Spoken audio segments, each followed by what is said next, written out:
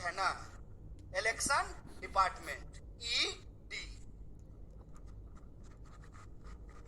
पूरी सरकार ही चल रही है ईडी और सीडी पे। या तो ईडी भेजते हैं या सीडी भेजते हैं। तो जिसका ईडी और सीडी नहीं है वो सच्चा है, जिसका ईडी और सीडी है वो झूठा है, वो झूठ के साथ जाकर के खड़ा है। ये इतिहास नहीं बना सकते हैं। आपको मालूम है देश के जो पंत प्रधान हैं, जिनको हिंदी में हम लोग प्रधानमंत्री कहते हैं, वो इतिहास में फेल हो गए थे। मैं मजाक नहीं कर रहा हूं, मैं झूठ नहीं बोलता हूं, क्योंकि मैं भाजपा में नहीं हूं।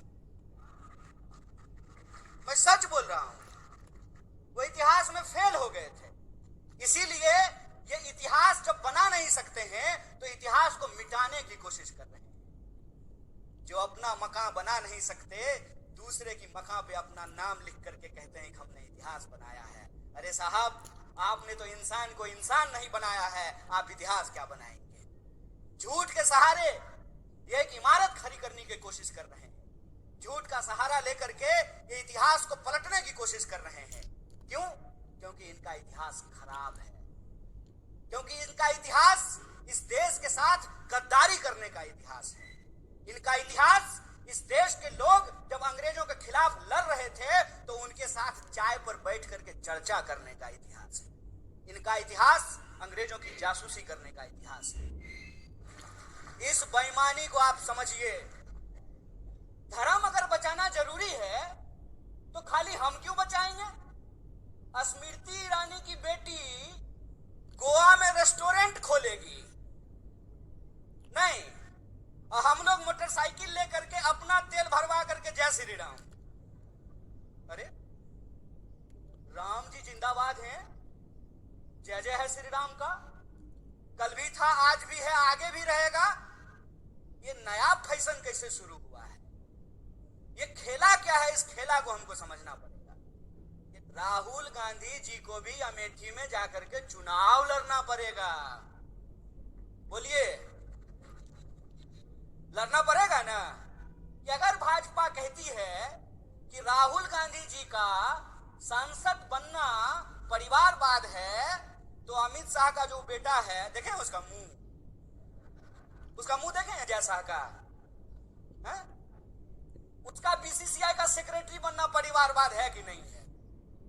और ज्योतिरादित्य सिंधिया जब यूपीए में मंत्री थे, उनके पिताजी भी मंत्री थे, माधवराव सिंधिया। तो जब तक वो कांग्रेस में थे तब तक परिवारवाद था, और जो ही मोदी जी के बगल में जाकर के बैठ गए हैं तो ताली बजा रहे हैं। आहा, उनकी सूरत देख रहे हैं। इतना मूर्ख हैं हम लोग, इतना मूर्ख बनाएंगे ये हमको कि हमारी पार्टी में परिवारवाद है। जो ही आप आरएसएस में शामिल हो जाइएगा तो वो संघ परिवारवाद हो जाता है। अगर परिवारवाद गलत है चचा, तो संघ परिवारवाद भी गलत है। ऐसा नहीं होगा कि हमारे लिए परिवारवाद गलत है और आपके लिए परिवारवाद सही हो जाएगा। मैं ये एग्जाम्पल हमेशा लोगों को देता हूं कि सोनिया जी का कांग्रेस में होना और राजीव जी का कांग्रेस में होना परिवारवाद है, तो मेनका गांधी जी का और वरुण गांधी जी का भाजपा में होना परिवारवाद कैसे नहीं है? बताइए, बोलिए। बेवकूफ बना रहे हो। तुम्हारा खेल हम समझते हैं। एक गुजरात के गांधी सूट खोल दिए देश के लिए, एक गुजरात के मोदी 10 लाख का सूट पहन लिए दोस्त के लिए। यही हकीकत है ना? और कहते हैं कि एक गरीब प्रधानमंत्री बन गया है तो आपको अच्छा नहीं लग रहा है। नहीं, बहुत अच्छा लग रहा है। बस हम ये चाहते हैं कि जैसे आप गरीब हैं ना, वैसा ही गरीब इस देश का हर कोई बन जाए। हर कोई वैसा ही गरीब बन जाए कि चढ़ने के लिए उसके पास 8,500 करोड़ का हवाई जहाज हो, 15 करोड़ का कार हो, 10 लाख का सूट हो, 5 लाख का चश्मा हो, 2.5 लाख का कलम हो। हम चाहते हैं कि ऐसी गरीबी पूरे देश को मिल जाए। चोरी, इसको चोरी कहते हैं, इसको बेईमानी भी कहते हैं। इसको कहते हैं आंख में झूठ झोंकना। और ये हमारे हमारे आंख में झूठ झोंक रहे हैं। जब आप दिल्ली जाइएगा ना तो 20,000 करोड़ का महल बना है आप लोगों के लिए। कितना? 20,000 करोड़। हाय रे चोरी, अस्पताल बनाने के लिए पैसा नहीं है। रोड अगर बनाता है तो रोड बनने से पहले ही गडकरी जी टैक्स लेना शुरू कर देते हैं। हमसे हर चीज पे टैक्स ले रहे हैं और बदले में क्या कहते हैं? आत्मनिर्भर बनिए। वाह, कितना सुंदर शब्द है, आत्मनिर्भर बनिए। तो एक बात हमको बता दीजिए, सोच के बता दीजिए कि अगर सरकारी रोड नहीं होना चाहिए, सरकारी अस्पताल नहीं होना चाहिए, सरकारी स्कूल नहीं होना चाहिए, सब आत्मनिर्भर होना चाहिए, तो सरकारी प्रधानमंत्री भी नहीं होना चाहिए। बोलिए क्या आमदार साहब, बोलिए कि आपको पेंशन मिलेगा? ये जो यहाँ कांस्टेबल खड़ा है, क्या जी पेंशन मिलता है? तो बोलिए ना इनको नहीं मिलता है। बोलिए, इसको देखिए और इसको समझिए। और मैं आप लोगों से एक बात कहना चाहता हूं, गुजरात से आया मेरा दोस्त, दोस्त को सलाम करो। आजकल अजीत दादा सलाम ठोक रहे हैं। नहीं, प्रधानमंत्री ने अपने भाषण में कहा कि 70,000 करोड़ का घोटाला किया है अजीत दादा ने, ऐसा प्रधानमंत्री ने कहा। इलेक्शन डिपार्टमेंट सक्रिय हो गया, ईडी।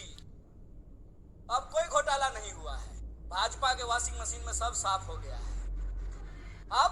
अब दाग अच्छे हैं क्योंकि दाग भाजपाई हैं।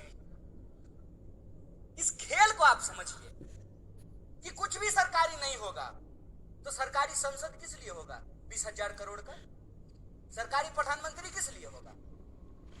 इस देश के नागरिकों को यह समझना पड़ेगा कि इस देश में कितनी बड़ी लूट चल रही है।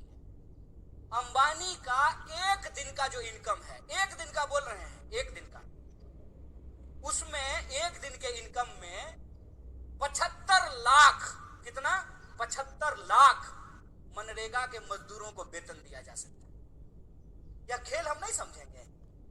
देश की आजादी को 75 साल हो गए हैं, 77वां स्वतंत्रता दिवस मनाया जा रहा है।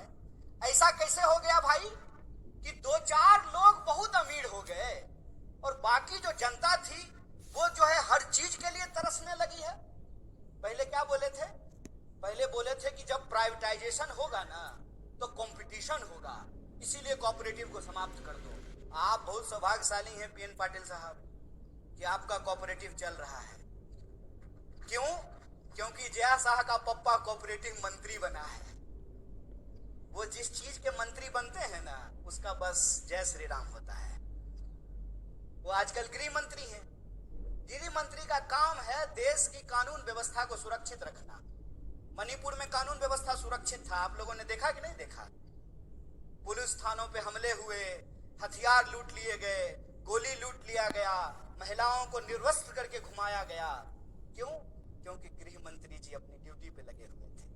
प्रधानमंत्री 22-22 घंटा काम करते हैं, तब जाकर के देश की ये हालत पहुंची है कि इस देश में 5.5 लाख इंजीनियर हर साल पैदा होते हैं और 1.5 लाख लोगों को भी नौकरी नहीं मिलती है। इसीलिए मैं जो बोलता हूं तथ्य और प्रमाण के साथ बोलता हूं। मैं आपके सामने बोल रहा हूं। प्रधानमंत्री जी ने कहा कि 2022 तक सबको पक्का मकान मिल जाएगा। मिल गया कि नहीं मिल गया? नहीं मिला तो मतलब प्रधानमंत्री झूठ बोल रहे हैं क्या? या तो आप लोग झूठ बोल रहे हैं या प्रधानमंत्री झूठ बोल रहे हैं। कौन झूठ बोल रहा है?